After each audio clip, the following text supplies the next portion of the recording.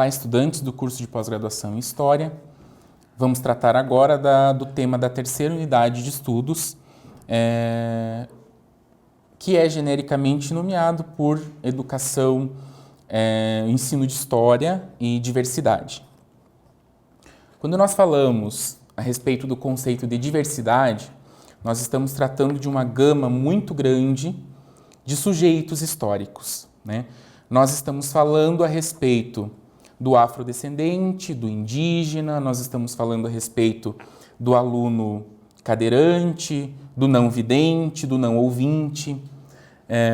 E aí nós podemos parar para pensar até que ponto nós estamos preparados para trabalhar, né? Até que ponto nós estamos preparados para ensinar história a esses sujeitos.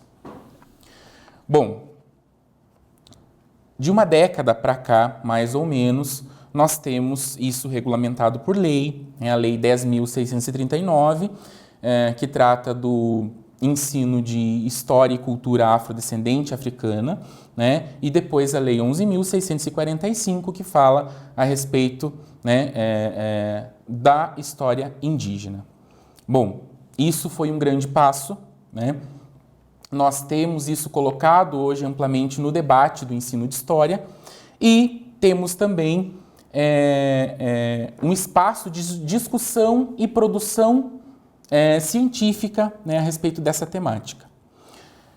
Porém, quando nós voltamos nosso olhar para a prática docente em sala de aula da educação básica, principalmente, nós voltamos a nos interrogar. Como faremos isso? Muitos de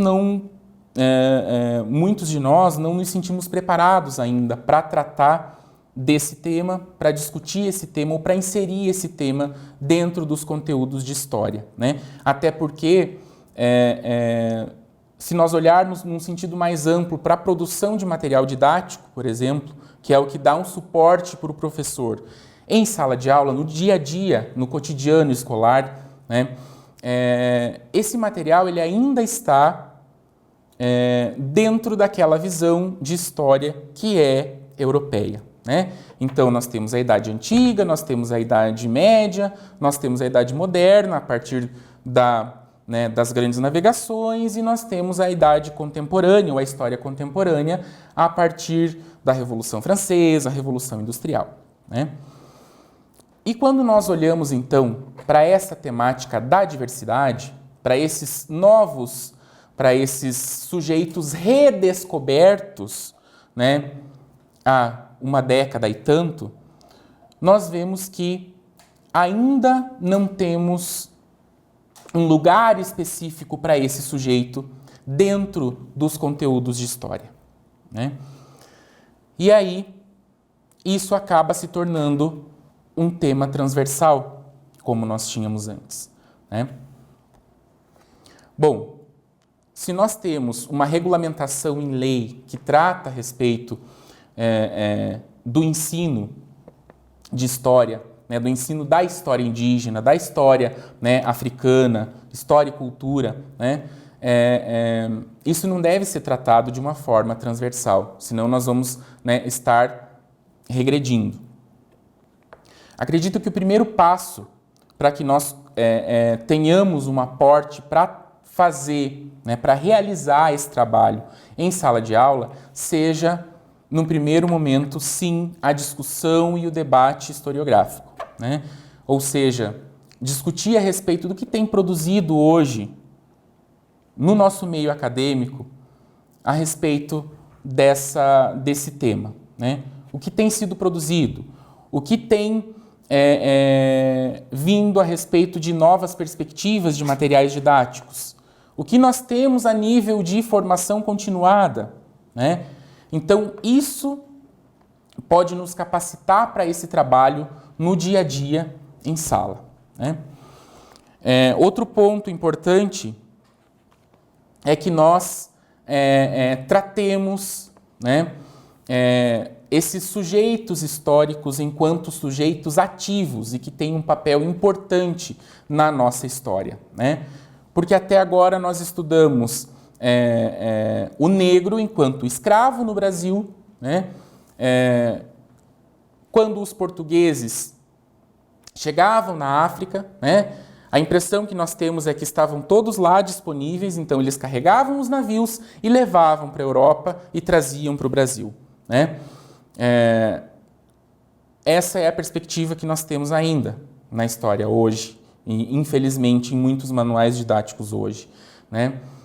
Nós ainda temos a ideia de que o Brasil era um continente vazio, era uma terra vazia, né? E que esse espaço vazio ele vem a ser ocupado pelo europeu, né? Principalmente pelo português aqui no Brasil. Então, nós desconsideramos esses sujeitos históricos na sua trajetória, enquanto um grupo social, né? Nós desconsideramos a organização social dos povos africanos, né? Que muito antes de terem tido contato com os europeus já tinham toda uma estrutura social. Nós desconsideramos, né, as muitas etnias indígenas de povos nativos que existiam aqui em território brasileiro, né, antes da chegada do europeu, e que eles estavam, né, tinham sua forma de organização cultural, simbólica, religiosa, né? Então isso, para nós, ainda é uma lacuna muito grande,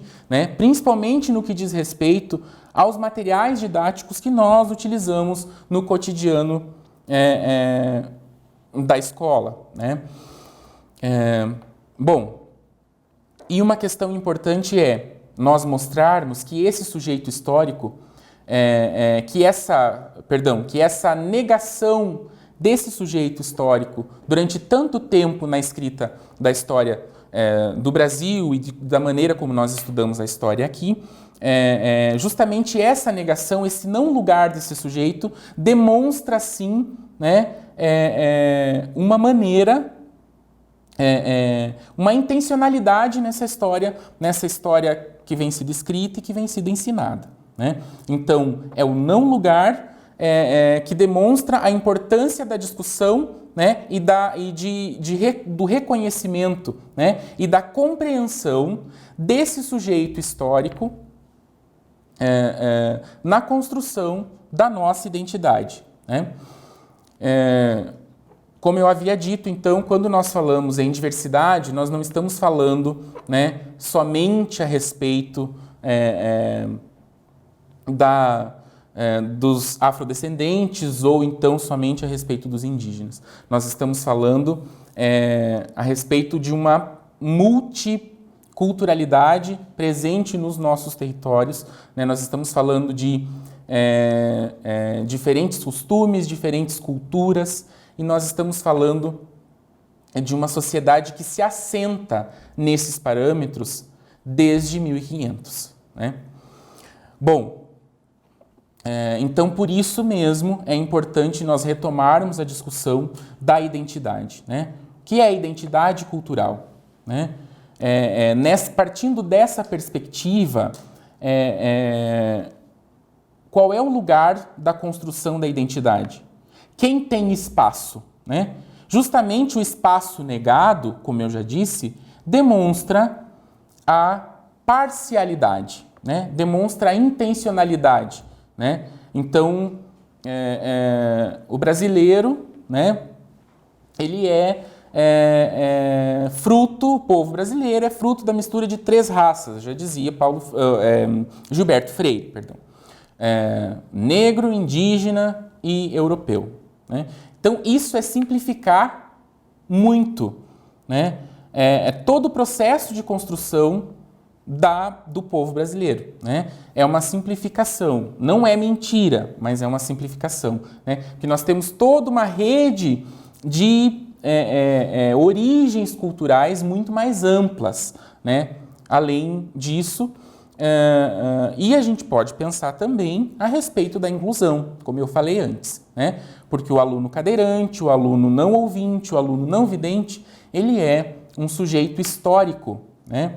E ele faz parte também de um processo que é histórico para nós hoje, que é o processo da inclusão, né?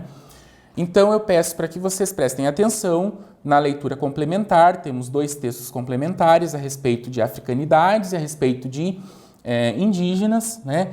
E também a respeito da discussão e também para tirar as dúvidas no fórum, né?